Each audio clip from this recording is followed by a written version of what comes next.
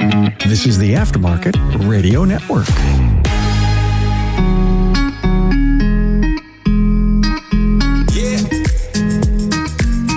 Welcome to another episode of Speak Up Effective Communication. I'm your host, Craig O'Neill, here on the show in the Aftermarket Radio Network, focusing on our communication and leadership skills. With me today is a very special guest from my local Toastmasters Club 404, Grand Rapids Toastmasters, our newly elected president, Helen Fradette. Helen, thanks for joining me. You're welcome. It's great to be here, Craig. This is going to be fun, and I really appreciate you agreeing to do this. Helen's background is a little different than most of the guests that we bring in on the show. Not entirely. We bring outside industry guests all the time. Helen, your background, as I understand, began as a music teacher. Yes. And then you became an IT security professional. Yes. Quite a career shift indeed. Interesting thing about it is that this was a tough transition, an interesting transition, as you were saying, and it was a challenging time. Absolutely. It's hard to put a resume together like that as well. But yeah. Well, this is why we want to have the conversation today, because people going through major transitions or a tough time in general, that is one of the more challenging circumstances that we face in the automotive aftermarket when we're dealing with clients who, whether we're aware of it or not, are in fact going through a lot. And car repair, especially an expensive one in those times, can be truly a major barrier in the life. So Helen, when we talked before about this, you brought in some ideas that I thought would be worthwhile to bring to this audience. And for our loyal listeners today, I think you're really going to enjoy Helen's perspective. We don't always get to have a conversation with someone about how they perceive our industry outside of a normal transaction that we're currently engaged in, which changes the way the feedback can come in. And so we're going to hear some of Helen's story here today. And we're also going to introduce a really cool word of the day. Brought in the word solicitude. And we will define that word for you after we hear a word from our sponsors who make this show possible. Stop stressing over your business. You deserve a good night's sleep. The Institute's coaching helps you achieve success and financial peace. Learn more at wearetheinstitute.com/business-assessment. Your partner in technology, AutoFlow is able to enhance your client interactions before, during, and after the visit from a single thread. To see how AutoFlow makes it simple, visit autoflow.com. Your trusted companion, ShopDog Marketing, is right by your side, attracting the best customers and building long-term growth. Call ShopDog Marketing today or visit shopdogmarketing.com. Cover your communication need and revolutionize your auto repair business with AI-driven call analytics from Inbound. Explore more at callinbound.com. Are you passing along credit card fees to your customers? No one likes that. Express is the only 0% fee alternative to credit card surcharging. Visit myexpress.io. And we're back. And the word of the day is solicitude. And that is a noun, folks, and it means care or concern for someone's well-being.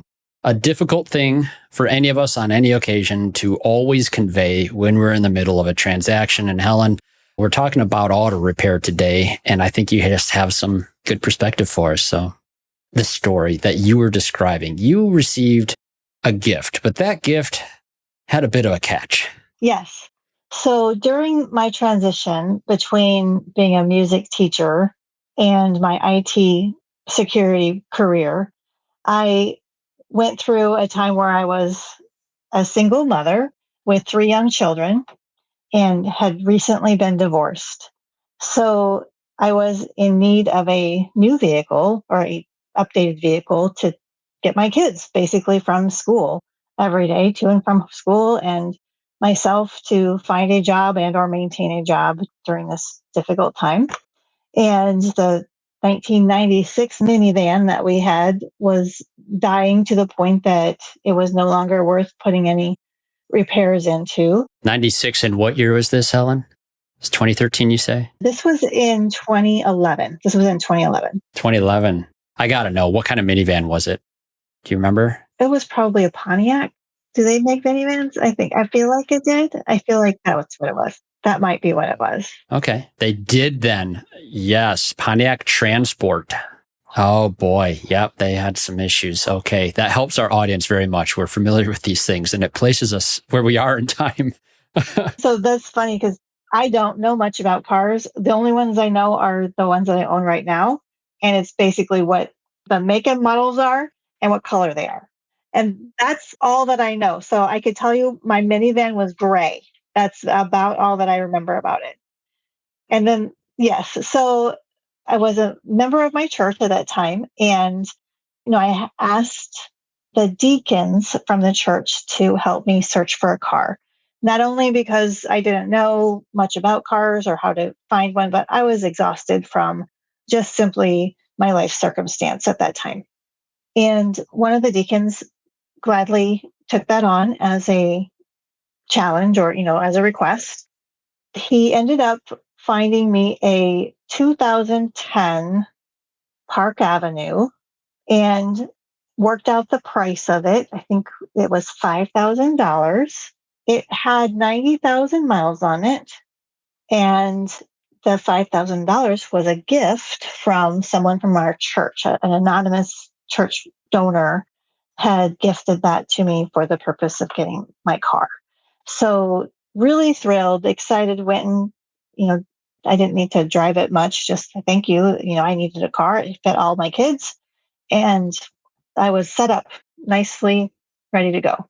However, with a car that is, no, so I said it was a 2010. Did I say 2010? It was a 2001. That makes more sense to me. Yep. I also have dyslexia, which would be coming up right now because you flip numbers and letters a lot in this when you have dyslexia. I didn't know that. Yes. So that would be why I said 2000. So it was a 2001. Is that a Pontiac? Buick? A Buick. It was definitely a Park Avenue, and it was white, and it was big. And I felt safe and big and comfy. So it wasn't long, maybe 6 months after I was gifted it, that started needing repairs. Yeah, I'm picturing those vehicles. That was prime time of my career. Worked on a lot of those things, a lot of transmissions. It's the 4T65E. It's 4-speed automatic, in case you didn't know that. Yeah, they had issues. I'll say it back to you, but it'll be backwards from what you just said.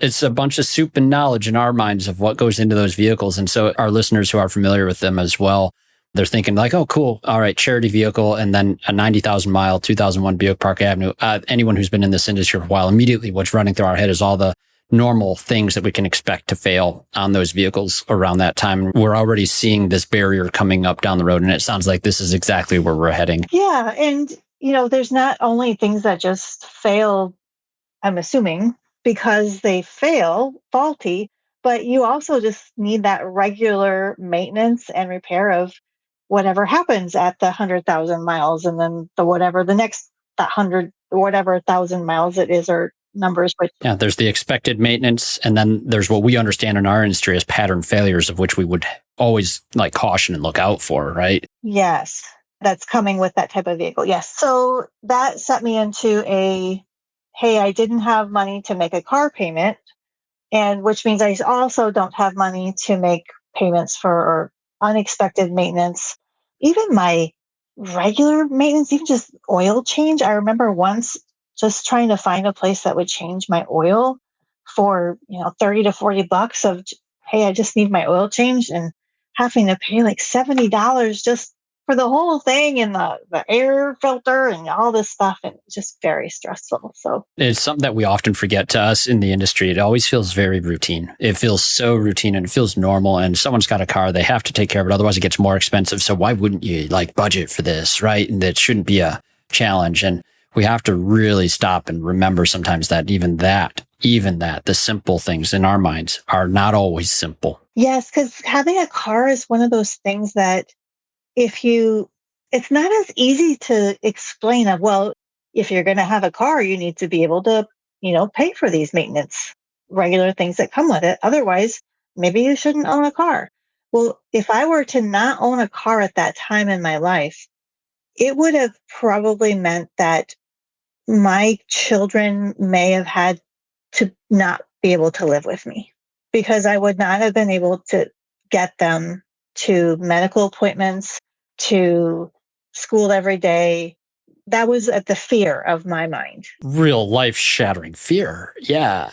Oh my gosh. Yeah, like, well, if you can't afford a car, that means you can't take care of your kids. Therefore, you can't afford your kids either. So therefore, it's just really, really stressful. A lot. Yeah. Oh my goodness. So this car did hit a problem, though, not just even maintenance, but needed actual repairs as well? Absolutely. Several times, many times. So anytime that I would need to repair, something was going on with it, I would have to find a place that was strategically located. It didn't really matter about relationships of people that I had. It was the closest one that was to my house where I was living at that time that I could walk. I could drive it and have it, be worked on. I could walk home or walk the kids back with me. And, or that it was next to a place that had maybe a mall that I could take the kids to the mall and we could spend a couple hours there while it was being repaired. Lots of logistics, figuring those things out. There was always in that conversation of, here's the first analysis of what needs to get done. And I would say, well, what's the bare minimum that I need to get to keep it going? It's an older car. I just need it to keep moving. And usually I would get what I thought was good advice and be able to figure out a middle place that we could land. I would say there wasn't a lot of price negotiating that I was aware of. It was more of service cutting out. Well, you need these 4 things. You can only afford this amount. Therefore, we recommend these 2 things that we do. Now, let me ask this, Helen. You're describing what I think is a very common scenario that often goes unknown inside of the shop, because knowing the industry, and especially the people in my network and many of our loyal listeners here, they'd be hearing the story and it's like, oh my God, I would have loved to be able to help that scenario if I had only known that someone was really teetering on this is barely affordable because of circumstances. Did you ever bring it up? Or did you feel like it was even something that could be brought up into the equation? No, I never brought up that I was in need to the service people that were servicing my car. I did not know that there was a sliding scale. I still don't know. Are you telling me there's a sliding scale for things like this? There's a lot of shops that are very involved in charities that do help with maintenance and the upkeep or even repairs of a broke down scenario like that, where a car's no longer serving its function to serve, especially the single mother scenario. Like, this is one of the heartbreak stories. Like, working as a service advisor, I've probably shared with you in some context, like I would see these stories, people are crying in front of me. They're breaking down. Like, this was the last thing that they could handle. And all of a sudden I'm in a roll way over my head for how I can engage someone who clearly needs help, is not asking for any charity whatsoever, wants to pay the fair price of what something is. And for whatever reason, the question never came up like, can you help me with that? Occasionally it would, and it would be something like, yeah, let's see what we can do. And we would absolutely do it. There'd be discounts that we can apply to that sort of thing. And yet there is on the shop side too. It's like, oh, someone's come in with a sad story and they might want to take advantage of us with a sad story and that sort of thing. There's fear on that side too on occasion, but our default is typically going to be, yeah, we're going to try our best, our utmost to try to help the scenario. But there's dignity to preserve in this. And I feel like that's you wouldn't dare bring this up, probably for one reason, not dignity, but is there also anything behind that? I know that personally, in my own circumstance and my personality, I don't want help if I don't need it, right? So I want to be able to say, I can do it myself. I am proving that I can do this and such. And, sometimes that's rooted in childhood growth and where you're at in your family order or other things as you've grown up.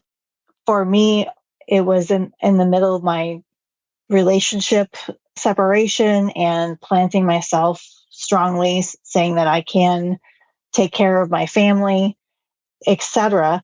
although we talk about dignity, there's a difference between understanding someone's circumstance and meeting them in a comfortable place that I feel, yes, I can contribute this, and you're contributing the other part of it. We're meeting somewhere in the middle. Yeah, it's a hard topic. Yes, it's hard to find that place. It's hard to breach it. It is. I had a fear component on my side that would prevent me from being able to even probe the question of, do you need help? One of the worst mistakes I remember making as a very young service advisor was I had program in front of me, a computer screen, and I talk about some elements or that we sometimes get too fixated on just moving from data field to data field to data field and not being there just to have a conversation and open up dialogue in more natural ways.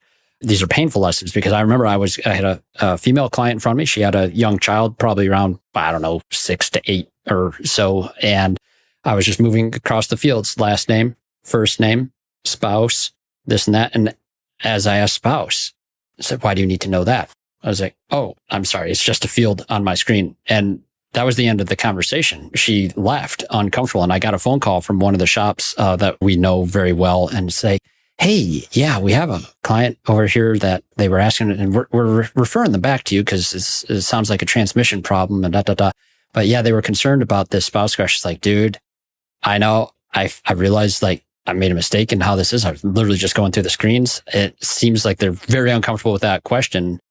Why? Or they're worried like, okay, since she doesn't have a husband, she feels like she might get taken advantage of. It's like, oh my gosh. No, we talked you up and it was fine. It got smoothed over. She came back. We were able to recover from this, but that made me more nervous for a while on how I engage potentially difficult situations like that, where it would put me in a position like, crap, there's no trust here. Like the industry has no trust. And so the act of, even though it was careless data entry on my point, even from a position of caring, what if it sounded predatory is always in the back of my mind now. What if it sounded predatory? And I hated having to overcome that element because I know there's bad players out there too. I just wasn't one of them.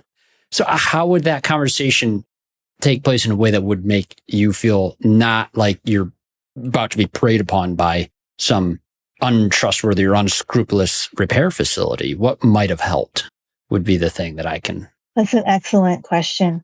You're not only touching the angle from your side of seeing it as a possible predatory or, somebody to take advantage of them. Yeah, we have to acknowledge there's bad actors in any industry. Yeah. But what you may not be catching also is just for me to have to say that there is no spouse brings up emotions and circumstances that I'm just trying to get my car fixed. And now here is another thing. It's a system in our lives that there's a field. You're just asking me because it's there. And now it's triggering. Oh yeah, I'm by myself. I don't have anybody to consult to figure, hey, are we making this decision together? It's just me, right? So you have that working against you too.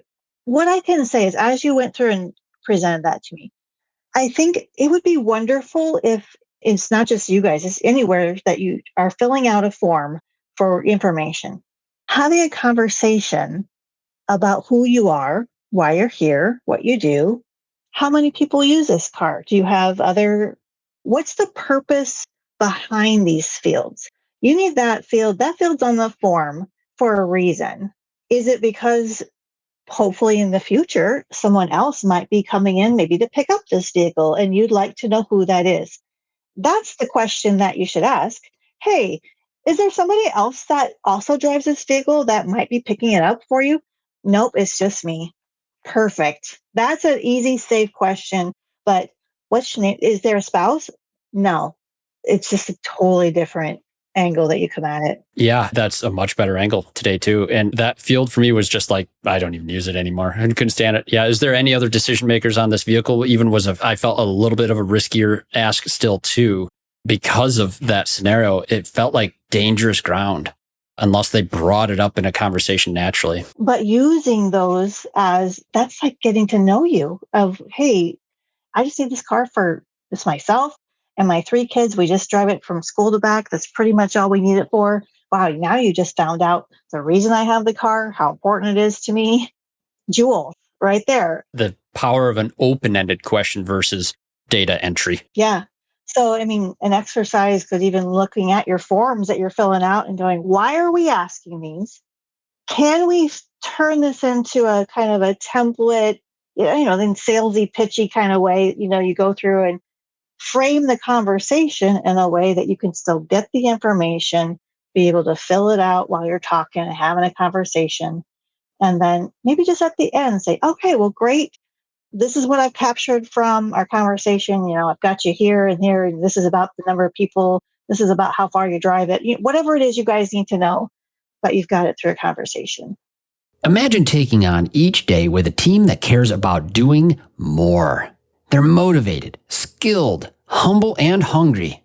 They're invested in your shop's success because that success helps them do more than just sell jobs and fix cars. At the Institute, we believe a thriving business is built on its people. Our comprehensive coaching and peer groups help you become a leader who is capable of inspiring your employees to reach new heights, capable to deliver exceptional customer service, and capable to grow your business into a respected pillar of your community. Start your legacy at wearetheinstitute.com/business-assessment. It's time for today's Suck Less Spotlight from AutoFlow. Today's spotlight is on advisor eye twitches. Listen, clients like to stay informed throughout the repair process, and studies indicate clients are most satisfied receiving text updates versus phone calls. But call you they will, interrupting everything from estimating to quality conversations and your game of solitaire. That is, unless you text them first using AutoFlow. With AutoFlow's automated text update, your phone only rings for the right reasons. That way, with less phone interruptions, your eye twitch will definitely suck less. For this and more things that could suck less, visit AutoFlow.com. Looking to drive more customers to your auto repair shop? Trust ShopDog Marketing to be your reliable companion with AI-powered customer-first marketing, websites, and high-ranking local search. Maximize your reach with our mobile-first and voice search expertise. Car counts are like ice cream. Sweeten your revenue with ShopDog Marketing. Grab our free guide to learn how AI can drive more repair orders every day. Don't miss out on this chance to boost your business. Visit shopdogmarketing.com. Every professional auto repair shop needs a trusted communication partner. At Inbound, our established VoIP platform is backed by years of industry experience, guarantees reliable connections, and is combined with cutting-edge AI-powered analytics. We deliver actionable insights that support your business growth. With Inbound, you get more than just calls. You get a smarter, more efficient operation. Get Inbound on your team today and see how we can transform your business. Visit callinbound.com. Credit card surcharging sounds effective, but is the single most damaging action to your shop in the last decade. If you're surcharging, you're tarnishing your reputation and losing customers as we speak. Express is the only 0% fee option to surcharging that your customers already know how to use. No tricks, no hidden fees, just a smarter way for auto shops to keep what's yours and do right by your customers. Book a free consultation with Express today by visiting myexpress.io and see how the most successful shops in the country are flipping the script on credit card processors. Now, this particular story, though, continues. Now, in your case, with that vehicle, you still had some repairs that you had to address. There were circumstances that I understand it where you ended up not having some repairs and then having to do something else with it. How did that work out for you? So this might be the more recent conversation that I asked about. Was that what you're referring to? Yeah. Okay, so that was a different car. That's the different car. Got it. Yeah, this is a different car. So to be able to turn in that car and buy my first car, like actually be in my new job, have credit, have something saved up to put a down payment, be able to pay on a newer car, that was amazing because So I did buy a Prius. A 2010 Prius was my first car that I bought, again, off my own from the gift. And I remember before I bought it thinking, I don't have to worry about it breaking down on the highway. And because I was driving this Park Avenue eventually to Lansing every day for work, from Grand Rapids to Lansing, an hour drive one way and then another hour back. And I was constantly afraid it was going to break down on me. And I was so worried about it all the time, not only just my driving with work, but also when I drove the kids around. I remember thinking it would have been really, really nice with this gift that was given. And again, I'm so thankful for the generosity. But with some gifts that you're given, they are still kind of a burden that I have to carry, right? So to have someone else come along and say, we realize this is an older vehicle, you need assistance for repair. Hey, and you're in a really tough time in your life. Helen, if there's any time that it's making a noise, just call me. I know stuff about cars, or hey, maybe you don't know stuff about cars, but you'll take it to your guy that you know about cars. That would have been amazing if I had someone say to me, it's an older car, and or you're in a tough time. If it makes a noise, call me. I'll drive it. I'll take it to the repair shop. I'll bring it back to you. And hey, whatever, and even pay for it, negotiate whatever, or that would have been wonderful too. Yeah, it'd be powerful. I was involved in church charity at one point as well, where we were frustrated because there were some well-intentioned people trying to help folks in situations like yours with a vehicle, and they would go and they'd find a vehicle. All right, here it is. And some of those people helping out of the sincere goodness of their heart had zero qualification to assess those vehicles. And it was aggravating me. Like there was one specific case that just burned in my brain. It was an early 2000s Dodge Grand Caravan minivan that was being given to a lady who had needed the help in similar ways of what you were describing.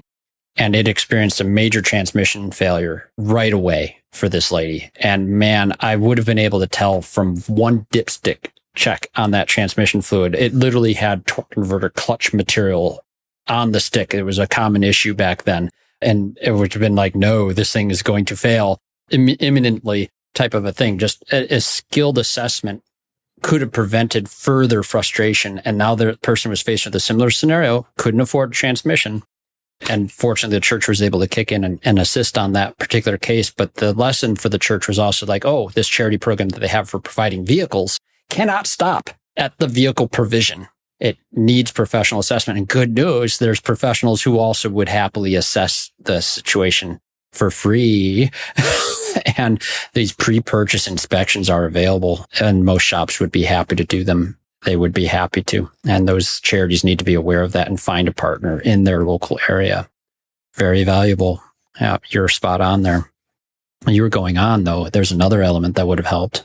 I feel like you were going to add to that, hey, some assistance to help maintain. Oh, yes. It was a reminder of also, so I wouldn't have to remember to change my oil. And just like the regular stuff, that if somebody could also, not only, hey, if it makes a noise or a smell or whatever, call me, but also every 3 months or, 4 months, I'll touch base with you, make a time for you, and I'll go take it to get it. So just having that off your mind, because there's just so many things. Yeah, we call that manage it for me. Yes, yeah. There's so many things that are on my mind as a single mother taking care of 3 young children, that having to remember everything. These are crucial things that your livelihood is dependent upon. If I knew that I could trust someone, just that they're taking that for me, oof, what that would have been. It's brilliant. Yeah. So one of the things you've heard me talk a little bit about some of what I do on my day-to-day, and our Toastmasters Club is my practice ground for a lot of the topics, and safety, reliability, efficiency. Like our professional responsibility is make sure your vehicle is safe, reliable, and efficient. We won't let you down. And that's why we inspect every car that comes in, and we're going to provide that inspection result for you here. And then we're going to help make sure that this thing stays on the road. and we can keep things going great for you, right? And that conversation is how we teach advisors to do their job in our field. And you're spot on this. What you described, we call a manage it for me approach to business versus this industry is sometimes referred to as DIFM, do it for me. As in car break, you fix, please do it for me because I cannot fix. The whole goal is to make sure car does not break in the first place. That's the goal. So we've hit on a lot of things. The trust factor is one of them. We talked about the vulnerability that we can feel, especially in that moment of disadvantage. But what I want to go back to real quick is when you do walk into the shop, you're not really putting your real circumstances out there. I feel like we've made some assumptions when people are walking in. You mentioned this already. You don't know a lot about the cars and being treated sometimes like you do. Did you feel like being treated like you do know, or do you feel like more often you were being treated like you didn't know? What has been impressed on me as a middle class white female growing up in the Midwest, Southwest, is that women are generally treated as that we don't know about cars. So when we go to shops, they will likely take advantage of us because we don't know about cars. Before the internet came, then access to that type of knowledge was only in my high school automotive shops, classes that I never went to. And then I felt like, my opportunity was gone. So I would say when I go in, I am presenting that I want to know about what's going on. I will ask questions. So it's interesting now that you're making me think about it. Well, I will ask questions. They'll say, so it's making a noise. I'm not going to say it's the carburetor or the piston, something, spark, whatever. I'm going to say it makes a noise like chugga, chugga, chugga when I do this, right? You're the best. Yes, this is good. This helps us, actually. And then you're going to come back and say, we found a bunch of car words that I don't know what connects to what, how it works, what fires it. I don't know if you're telling me that you need to replace this piece, but is it a part of a larger thing, system, or is it just a little bit? I just don't know. So I might ask some questions. I'm like, so this has to be, and so you need to do that so that I can get a good picture. Except then, so, I do ask questions. Well, I can finish that, but I'll tell you this, Helen, the thing I've noticed in my career as an advisor is our female clients ask better questions. You know who comes in pretending to know more than they really do with the real mask on? Our guy customers. Like not knowing about an automobile is almost emasculating is the impression that you would have. And so they cover it up. Same reason though. That same fear is there that if you betray a lack of knowledge too much, like the shop will take advantage. I talked about this in one of my earliest episodes on the show. It's the universal fear that is cited by every consumer group study in our industry is that the vast majority of them feel like we're going to upsell them things that they do not need. And that fear comes with they have to act like they know. And so we have to go along with that and treat people as equal footing and educate customers in a way that doesn't rob them of the assumption of knowledge. Digital inspection platform that is core to the AutoFlow company that I work for is a major help factor in that, providing images and videos of the thing that we're discussing.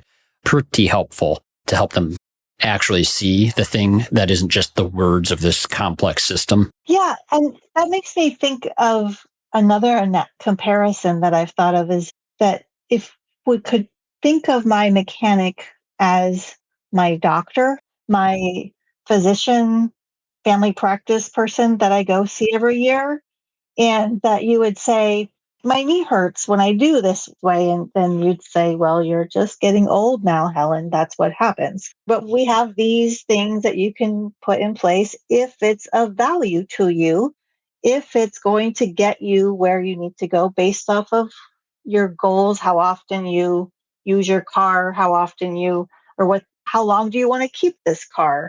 how long, I mean, this is if I go back to my person, my knee, like, well, I want to keep my knee, but are you going to be a marathon runner, or are you just going to, walk around the block every evening and enjoy the Michigan evenings, summer evenings?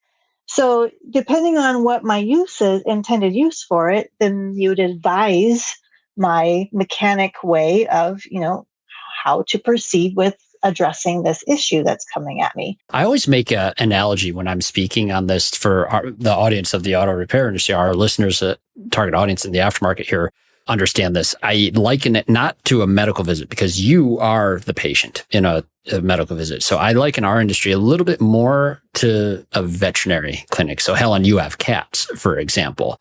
I start trying to help advisors think of their vehicle as they might think of a pet. And this is a little bit easier to communicate on. And when you're managing as the patient and you start managing a vehicle as a patient, it makes for an easier analogy, I think. And then we're still dealing with same terms, an older car, older pet, like quality of life analysis here. How can we manage treatment in a way that's going to work for your lifestyle and the animal's actual experience, right? But I think my intention was to get to the parts of, like, I'm not a doctor. I don't have the PhD in my anatomy and how it all connects to each other. So explaining, hey, well, this pinched nerve here in your shoulder actually runs all the way down your leg, where here's your car word that attaches to the other car word to make this function. Yeah. Too complicated. Yep. Yeah. I don't know the words, but you have to bridge that as whatever profession you're in. I have to do that in IT. Like, well, what do you do for your IT? You're going way over people's heads if you want to in that field. Yeah. Yeah. Yeah. You have to find that middle ground to translate what it is that the your client needs to understand in order to help them make a good decision to you on taking your advice or not. Yeah. One of my coaches and mentors, Dennis McCarron, he always says, like, he had the story of like an oxygen sensor going bad on the vehicle and the client asking, what does that do? I said, well, sir, right now it's turning on your check engine light. It's kind of a comical approach to this thing. Like, we could go and explain how it's measuring the air inside of the exhaust to understand how well the engine's running with its efficiency and all the other things. But no, at the end of the day, this is how it's affecting you at the moment. And the long-term ramifications are a lack of efficiency and potential other issues. On it goes. But no, we don't need to go to the depth that we always need to do. It doesn't always impress people. It overwhelms them. And you have a lot of other things that are already overwhelming. This does not need to be one of them. So Helen, how can we help you make a plan here that's going to serve your immediate needs? Boom. Right? And then a bit more of a different conversation than just this, that X dollars. And that's what we're going to do today. Right. Okay. So I mentioned this O2 sensor, and you had a story, Helen, about an O2 sensor. You bought your daughter another vehicle, an older car. I did. And this was her high school, the summer before her senior year. She needed a car just to get to school and back. And so last summer's 2024.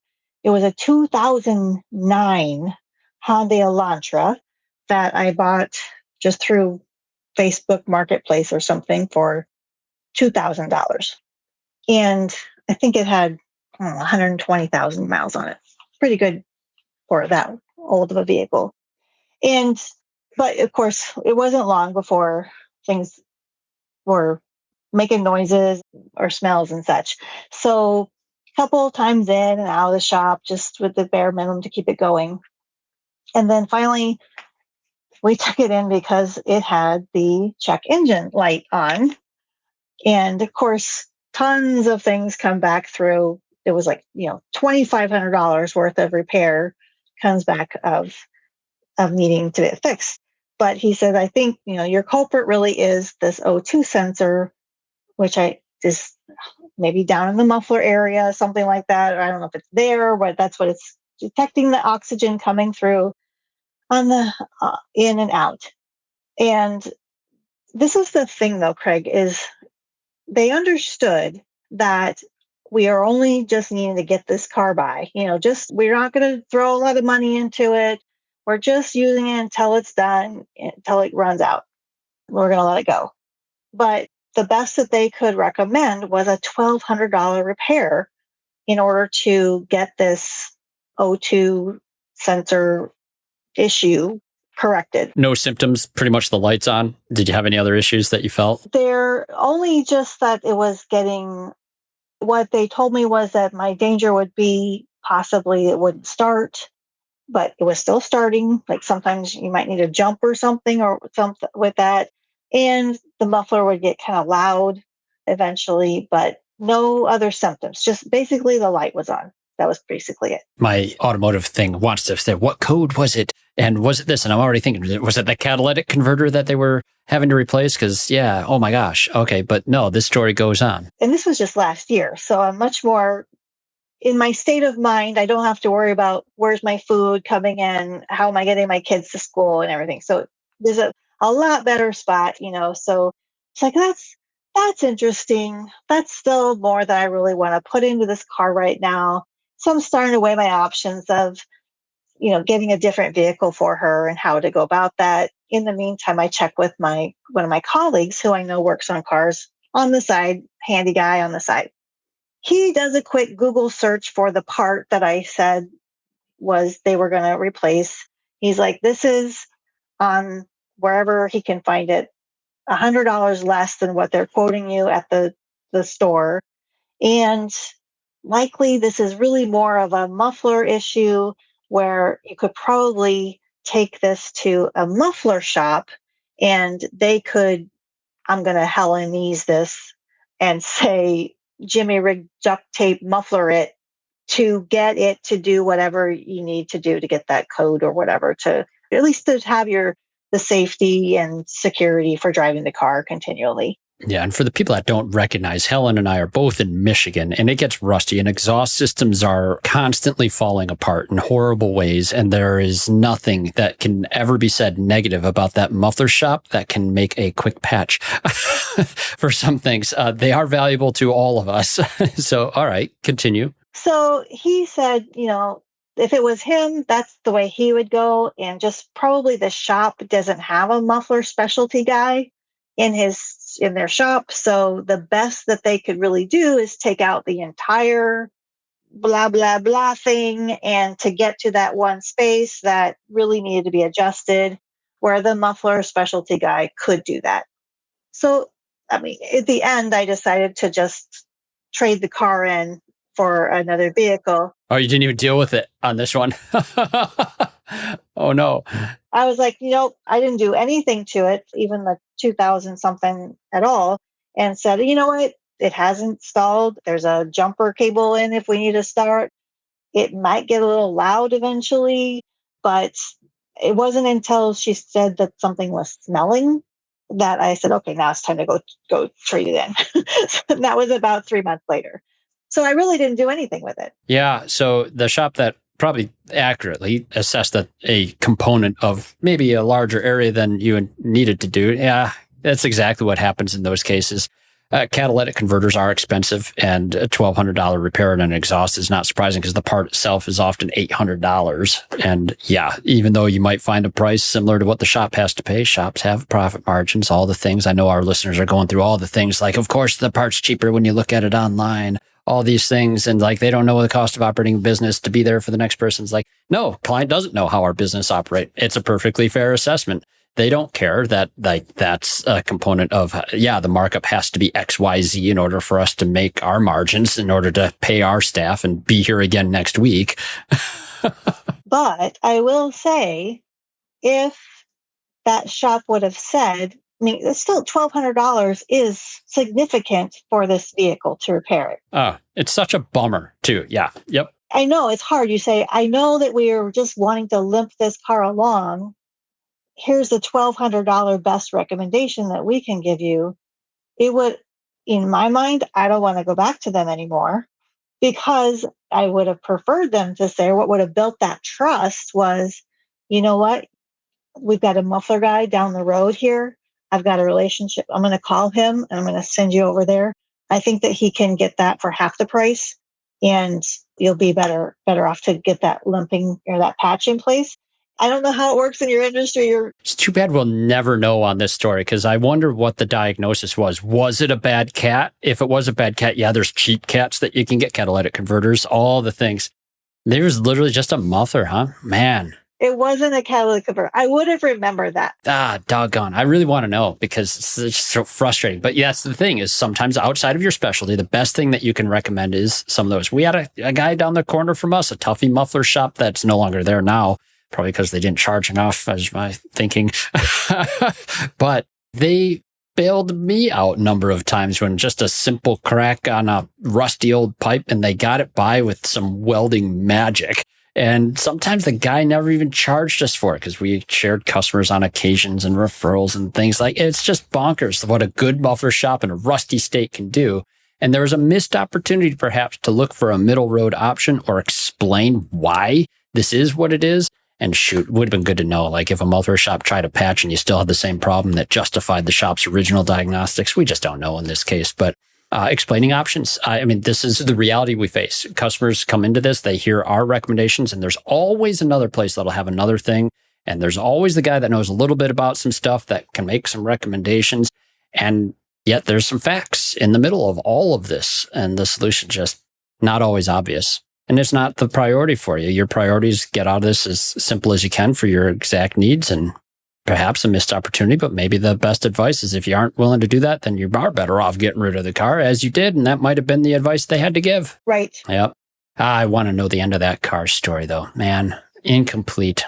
Too bad. Well, I am notorious for not throwing anything away. So if I walked away with a paper, then I might find it one day and I'll let you know. Because it'll be laying around my house somewhere.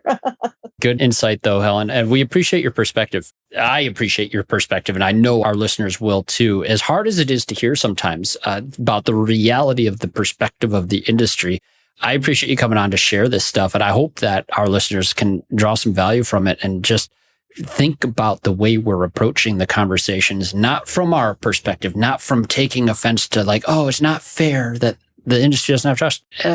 It's just what it is. And that's where we have to meet everyone at. So Helen, thanks for meeting me here. And I'm just excited for what our Toastmasters Club is going to have for your leadership of the club this year. You've already brought so many great insights and stories. I shared the storytelling formula in a few episodes ago. We talked about that. So Yes, I heard that. Yeah, it's good stuff. No, I hope you can come back again. We'll have plenty more to discuss. I'm definitely going to want to interrogate you further about how your role as president is challenging you and things you're really happy about how they turn out. So we're only about a month and a half, I think, now into your term, but good things ahead. Right. Sure. Looking forward to that. No, it's good stuff. I use the Toastmasters Club to help people understand what it is to be an ambassador in our industry, to talk with folks like you who don't know the good side and the good hearts in the industry. And I hope there's some folks too. I hope you heard, make your charitable intentions more well-known out there through proper channels. If you're worried about being taken advantage of, maybe your charity isn't what you're doing, but charities out there, there are things. And I think, Helen, from what I heard from you, if that had been put out there in churches or other groups that are more able to identify charitable needs, if that had been out there, it would have been much easier for you to tap into, right? Yes. Letting it make sure it's known. Otherwise, how can you take advantage of it? Yeah. Yeah, because just counting on people to tell you the need is not what's going to be the reality. Right. Hey, Craig, there's one more thing that I wanted to share as an idea for a way that you can kind of solicit information from your clients as they're new coming in to see where they're at. That possibly, you're not just going to say, hey, are you somebody in need? We have a donor that can, offer this. Right. You can't just go out and say this. What gave me this idea was I got a new tire recently, and the tire shop looked at my tires, and then they brought me in and they had this picture of like, here's what the normal tread looks like and the amount that's here in, like a measurement. And then here's the in between one, or, and then here's the dangerous one. You're like right around here, just kind of showed me that.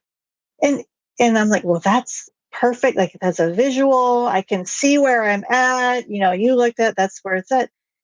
it made me think of putting something together for assessing new clients on where they're at in their whatever journey of car owning that we are. Like A vehicle health scale. It actually exists. Yep. yes, personal journey. Are you somebody that is, I'm sure it's like, I don't want to mess with my car. I just want to bring it in and you guys fix it. You don't need to tell me, just make sure it works.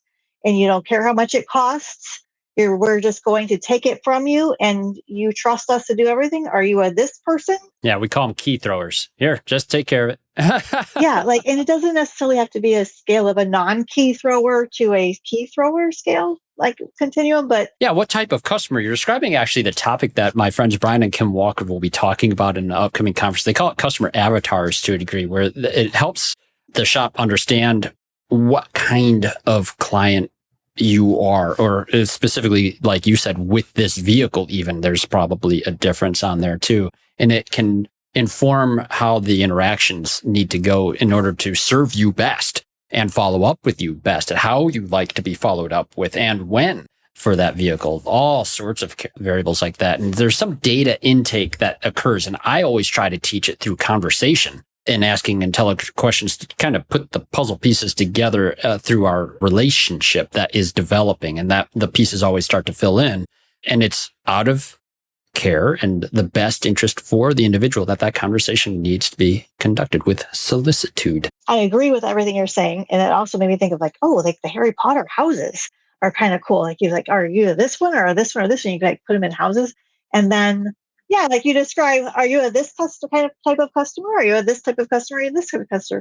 But allowing me to tell you that I am someone that is in need without explicitly saying I'm a person in need in some way of, if it went along those, what did you call them? Client profiles or avatars. They're an avatar that you're at this stage in your life with this type of circumstances that you're balancing. You're not asking that. You're describing, hey, a rabbit avatar is at this, here's what the rabbit is, and they eat carrots. We have rabbits that eat carrots, and we have rabbits that eat, I don't know, beets. I'm going to have to probe Brian and Kim on how they approach this too, but you're describing like almost like a personality test, it feels like. Yes, but it's not personality. It's like just where you're at and your situation and some intelligent questionnaire of some sort. Yeah. Something that will come out. Like you go to the doctor with your pets or yourself, and you always have some major checklist to do. Like we don't put anything in front of people like this really well anyways. Yeah. But it doesn't explicitly say, like, are you living paycheck to paycheck? Like, that's not the question. Yeah, financial circumstances are a tough topic to probe in what I've seen. Yeah. How do you ask those questions without explicitly saying, because a lot of people are living paycheck to paycheck, but they don't admit it. They don't realize it. They're living beyond their means anyway. Yeah. Continuing education, I'm asked, right, I'm trying to round out some of my college stuff too. And like just even looking at the admissions process, first thing they want you to do, fill out the financial aid form. No questions. You must fill it out. You have to fill this out. and it's a whole thing. And I don't know how that would look maybe for the situation on finances. Like I do know some shops will offer a line of credit type of a thing, but that's a credit thing. And most of the people who need it can't get it.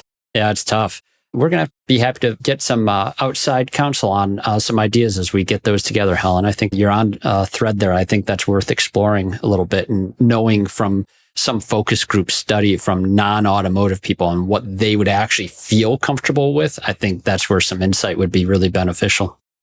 That's cool topic stuff, Helen. Thanks for bringing that in. All right. Well, hey, thank you so much for listening today, folks. If you have any questions on this topic or you want to visit us in Grand Rapids Toastmasters Club 404. We're there every Tuesday night, 6:30 till 8 o'clock. If you're in town, let me know on a Tuesday night. Otherwise, reach up to me at speakup@craigoneil.net. And we do appreciate hearing from you on topics or suggestions or anything that you want to hear about on your communication journey. I think this will be a great episode for service advisors out there. So owners, give them this one. I think it's a wonderful perspective. Thanks for sharing again, Helen. And hey, remember, folks, listen up to the other shows on the Aftermarket Radio Network. We have Remarkable Results Radio with Carm Capriato, Diagnosing the Aftermarket A through Z with Matt Fonslow, an upcoming guest. I can't wait for some of you to get to hear him if you haven't already listened to his show. Business by the Numbers with Hunt Demarest, the Auto Repair Marketing Podcast with Brian and Kim Walker, and the Weekly Blitz with Coach Chris Cotton. Looking forward to being out there speaking. Kim and Brian Walker will be with me at the Institute's Mars Intensive in Ogden, Utah.